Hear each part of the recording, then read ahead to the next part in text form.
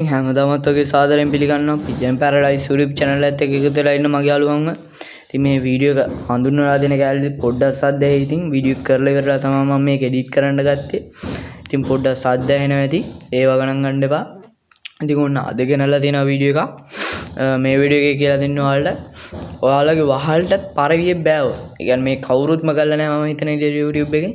ඔයාලගේ වහල්ටත් වෙන පරවියෙක් ආවොත් නිතරම එනවනම් නැත්තම් දැකලා නැති එකක් හරි බෑවොත් කූඩුවට බාගන්නේ කොහොමද කියලා. ඉතින් ගොඩක් කට්ටිය කියන්නේ දුර පරවියෙක් බාන ආකාරය කියලා දුර පරවියෙක් වහල්ට ගන්නවා. ඊට පස්සේ හවස් වෙනකොට එයි කියනවා. එහෙම තමයි.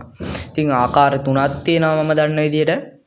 මම try කරපු වහල්ට පරවියෙක් આવොත් කූඩුවට ගන්න ආකාර තුනක්. ඉතින් ඒ ආකාර තුන තමයි අද ඔයාලට කියලා දෙන්න ඕනේ. ඉතින් හැමදාමත් වගේ කියන්න ඕනේ මේ වීඩියෝ එක හොඳයි නම් like එකක් දාන්න. අනිත් දේ තමයි මේ වීඩියෝ එක ගැන හිතන දේවල් පල්ලෙන් කමෙන්ට් කරගෙන යන්න. ඒ වගේම තමයි තව ඕනේ වීඩියෝ මොනවද කියලාත් කමෙන්ට් කරගෙන යන්න බලයයි. ඉතින් හැමදාමත් වගේ එක දෙයක් කියන්න තියෙනවා. ඉතින් ඒ තමයි අපි subscribersලා 1k ගහලා තියෙනවා. ඉතින් පේනවා ඇති subscribersලා 1k ගහලා තියෙනවා. ඉතින් ඔයත් තාමත් අපේ channel එක subscribe කරලා නැත්නම් ඉතින් subscribe කරලා bell notification එකත් ඕල්ම දාලා තියාගන්න. මොකද bell notification එක ඕල් දැම්මොත් තමයි අපි දාන වීඩියෝ එක ඔයාලා ළඟටම ගෙන්නවා ගැනීම හැකියාවක් තියෙන. ඉතින් thanks කරන්න ඕනේ ඔයගොල්ලන්ට. 1k ගහපෙකට ඉතින් 2k ගහන්නත් මම හිතාගෙන ඉන්නවා. ඉතින් ඒකටත් අප් කරලා පොඩි සපෝට් එකක් දෙමු. හරි ඉතින් එන අපි වැඩි කතාව පොඩි දෙයක් කියන්න අමතකුණා. ඉතින් මේ තමයි එක්කෙනෙක් දාලා තිබ්බා ඉතින් කමෙන්ට් එකක් පරේ කූඩු අස් කරන්න ඕනේ කියලා. ඉතින් මම මේ වීඩියෝ එක ගත්තේ කමෙන්ට් එක දාන්නත් කලින්. ඉතින් මම සතියක් ඇතුළත හෝ ඊළඟ වීඩියෝ එක ගේන්න කලින් හරි කොහොම හරි මම පරේ කූඩු අස් කරනවා. ඉතින් ඒක ගැන බය වෙන්න එපා. හරි එන අපි වැඩි කතාවක් නැතුව යමු වීඩියෝ එකට. Pigeon Paradise පරවි හදන වෙනස් මොනවද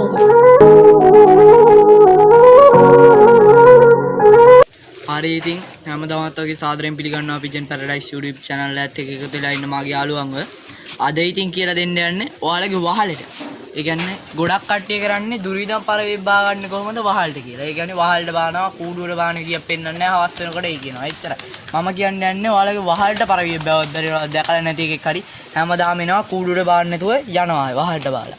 අන්න ඒ වගේ පරවිය කොහොමද ඔයා කූඩුවට නිවැරදිව බාගන්නේ කියලා ඉතින් මම අද කියලා දෙන්න යන වීඩියෝ එක.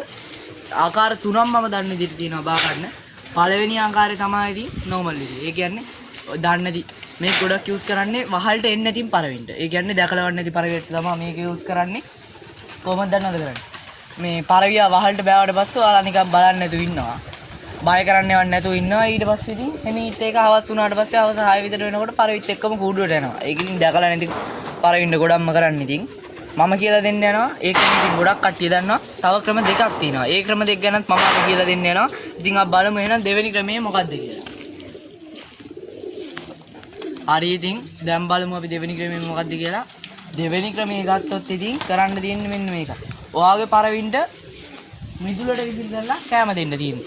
ඒ කියන්නේ ගොඩක් පරවිය පැටි එක්ක ගේනම් ගොඩක් කුරුයි නම් කරන්න තියෙන්නේ. ඔයාගේ මිදුලට පරවි ටික බා ගන්න එක. විසිල් කරලා ඔයාගේ පරවි ටික බා ගන්න ඕනේ. ඊට පස්සේ කරන්න ඕනේ දේ තමයි පරවිය වෙමිට නැමිලා අල්ලන්න ඕනේ. මං කියලා දෙන්නම් පෙන්නන්නම් දැන් කොහොමද අල්ලන්නේ කියලා. අපි හිතමු ඒකේ පරවිය කියලා.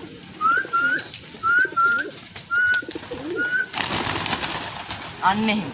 පරිප්පු දදා ඒකව මානගෙන ඉඳලා ඒකව හරියටම අල්ල ගන්න ඕනේ. මම මේ මගේ පරවියක් උදාහරණයට ගත්තේ. මං කරා වගේ තමයි මිදුලට බාගෙන පරවියව අල්ලන්න ඕනේ. මේ ආකාරයට. හරි එහෙනම් අපි දැන් බලමු තව එක් ක්‍රමයක් තියෙනවා. තුන්වෙනි ක්‍රමය මොකක්ද කියලා. තුන්වෙනි ක්‍රමය ගැන සරලව කිව්වොත් ඉතින් මෙහෙමයි. ඔයාගේ පරවිය දැන් ළඟට එන්නේ නැත්නම් ඒ කියන්නේ කැම දාලා අර කලින් කිව්ව විදිහට අතෙන් අල්ලද්දි මේ ළඟට වගේ ඉන්නේ නැතුව දුරින් ඉඳන් කනවා නම් බය වෙලා වගේ නම් කරන්න තියෙන්නේ. ඌ ඉස්සලා මිදුලට බාගෙන ඉවර වෙලා කූඩුවට විසිල් කරලා පරිප්පු ටිකක් දාන්න ඕනේ. පරිප්පු තමයි ඉතින් උන් ආසම කෑම. පරිප්පු ටිකක් දැම්මට පස්සේ බලාගෙන ඉන්න ඕනේ ඌත් කූඩුවට යනවා. ඌත් කූඩුවට ගියාට පස්සේ කරන්න ඕනේ දේ තමයි දොර වහන එක. හරි ඉතින් ඔයාලා දැන් හිතනවා ඇති මම කලින් වීඩියෝ එකක් ගෙනාවා.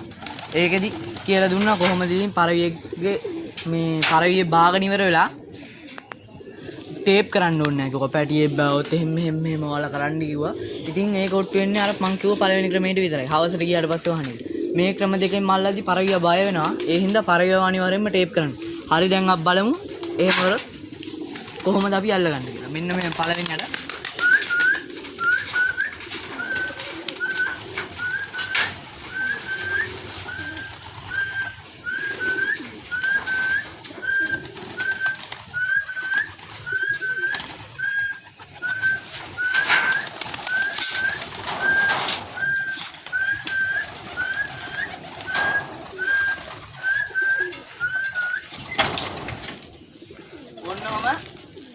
ඔයාලගේ පළවියා ඒ විදිහට ගියාට පස්සේ දොරවල් දෙකක් තියෙනවා නම් දොරවල් දෙකම තද කරලා මේ පිටිපස්සෙන් වගේ ඇවිල්ලා හැමීට හැංගිලා ඉඳලා වහන්න තියෙන්නේ. අන්න ඒ ක්‍රමෙ තුنين එකක් ඔයාලට අනිවාර්යෙන් සාර්ථක වෙනවා. ඉතින් ඔයාලට හරි ගියේ මොන ක්‍රමයේද කියලා පල්ලෙන් කමෙන්ට් කරගෙන යන්න.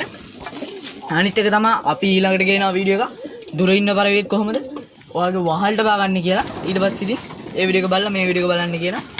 අනිත් දේ තමයි ඒක තාම ගෙනල්ලා නැහැ. තව මං ගේනවා ලෙඩ වලට බෙහෙත් ගේනවා. තව මං පල්ලේ දාලා තියෙනවා අලුතෙන් බාව. මගේ පරවිය කියලා වීඩියෝ අන්න එකත් බලන්න. හරියන අදට පිජන් පැරඩයිස් අපි යනවා.